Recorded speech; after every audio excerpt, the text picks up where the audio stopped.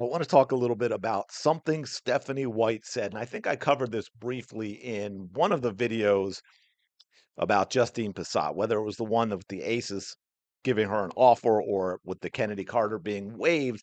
But I think it's worth dissecting a little more and diving into. And I want to even remove it from this idea of Stephanie White not liking Caitlin Clark or Stephanie White being jealous or wanting to diminish her or any of that stuff, and just talk about it in terms of why this is a problem in general, not just for Caitlin Clark, but for the Indiana Fever and for the entire WNBA. This kind of gets at the crux of the problem that we've been having with the Indiana Fever ever since Caitlin Clark got into the WNBA, even more so after her rookie season when we sort of got the band back together, so to speak. And you got all of these women who have this interwoven, entangled history with each other and the WNBA being put into positions that when you look at their resumes, they really haven't earned. Amber Cox, Kelly Kroskoff, who, by the way, don't forget all the way back in early 2025, said something ridiculous, got called to the carpet by fans, and completely disappeared from X, right? Shut down her account, fled. We almost never hear from Kelly and anymore. We look at the roster they put together in 2025.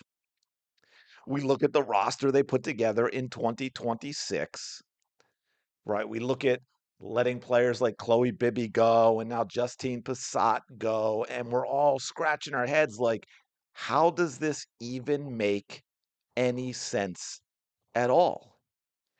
And we looked at the Fever and their lack of scouting, their ability to bring in players that they know that they have a relationship with in the past that come from South Carolina, right? And on and on and on, as opposed to going out and getting quality pieces that fit when you have a roster with Caitlin Clark on it. So I want you to, I'm gonna read this. This is from Stephanie White. This is what she said. She was asked about, letting Justine Pissott go, not signing and keeping her when we have other pieces that maybe it makes more sense to, and talking about players like Van Sluten and Demiris Dantas, two people who said, hey, it probably makes more sense to let one of them go. Although I think you could have let Bree Hall go, you could have let Ty Harris go. First and foremost, they're great culture players, great culture teammates. Let that sink in. First and foremost, they're great culture teammates. I don't know exactly what great culture players means, although being the humping, not hooping, carpet munching, scissor WNBA, I can make guesses, but I don't really know what that means. They're going to be ready when their number is called. White said of keeping Van Sluten and Dantas over giving Passat a roster spot. So, how exactly do you know that?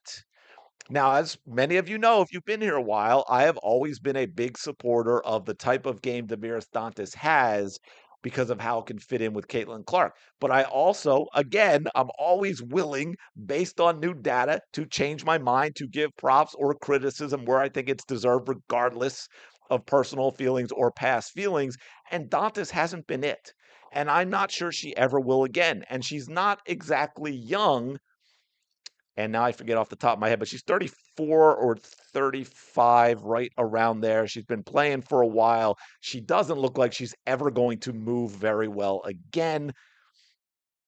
So, how you keep a player like that over a rookie with the potential and the tools that Justine Pissott has and then talk to me about great culture players, great culture teammates, and that they're always ready. Dantas hasn't been ready since 2024, sadly. So, no, she's not always ready. I don't know what that means. Grace is a young player who I think can really develop into a solid four in this league. DD is a veteran who understands how to stay ready so she doesn't have to get ready.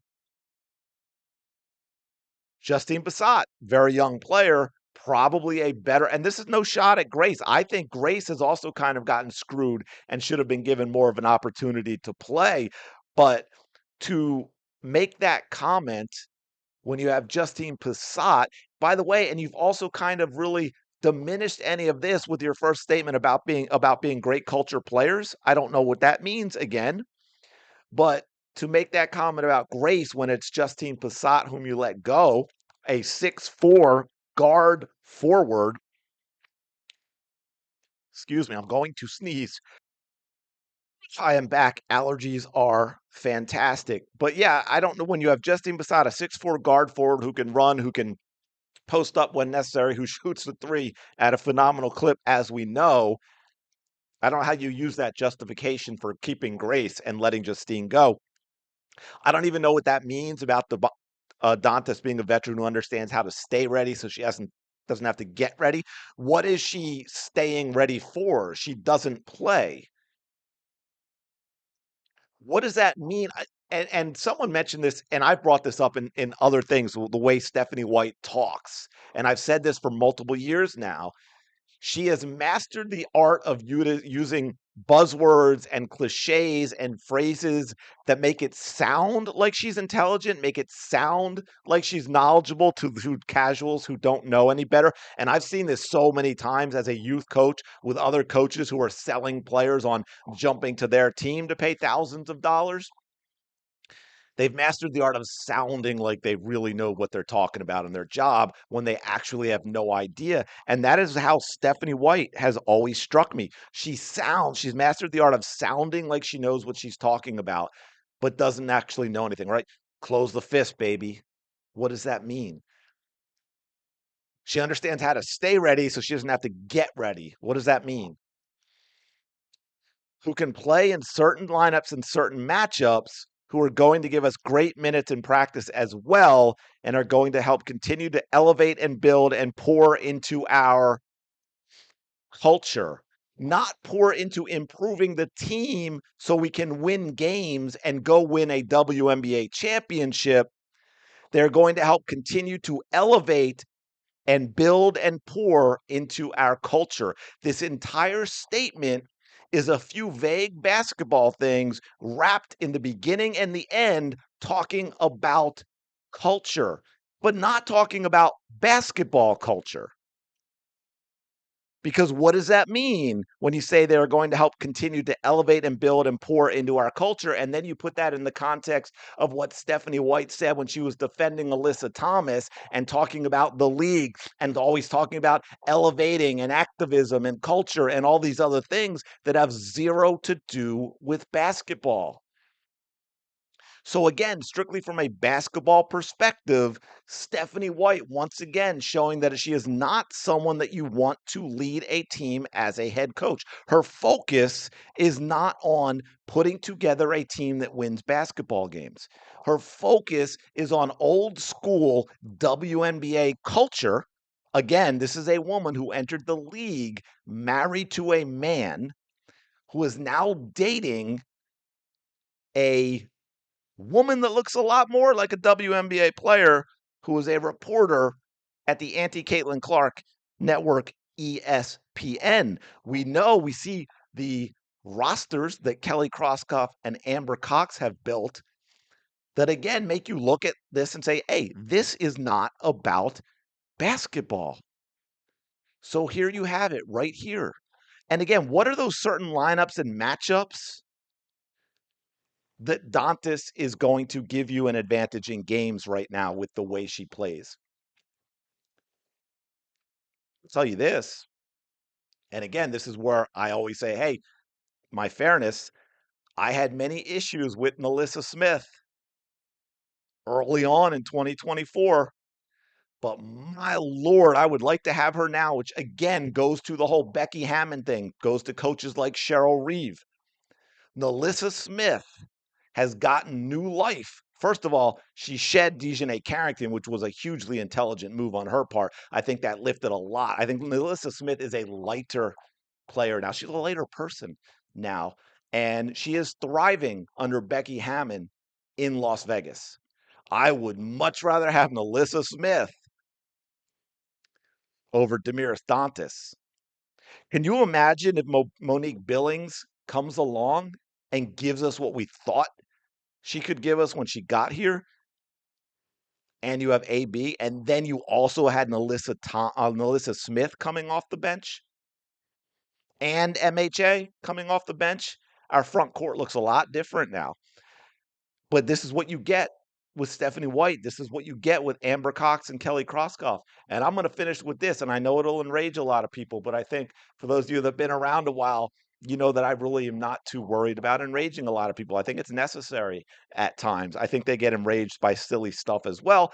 But I will say this right now, what this Fever team needs with Caitlin Clark is an experienced male coach, preferably from a big time college program, but I think even better NBA experience. And I know it's people that would never do it, but someone like Mark Jackson, someone like Larry Bird, which would be even better. I mean, come on, the hick from French Lick, Indiana himself. That is what this team needs to excel. But as long as it has a coach, and again, I'm setting aside all the Caitlin Clark stuff and the Caitlin Clark animosity, just strictly from the team and basketball. Stephanie White ain't it. Stephanie White is focused on other things that are much more important to her than putting together a winning basketball team. It's sad. It's frustrating. It's not what a professional league should be about. Let me know your thoughts in the comments below. Like, comment, subscribe. I will talk to you later.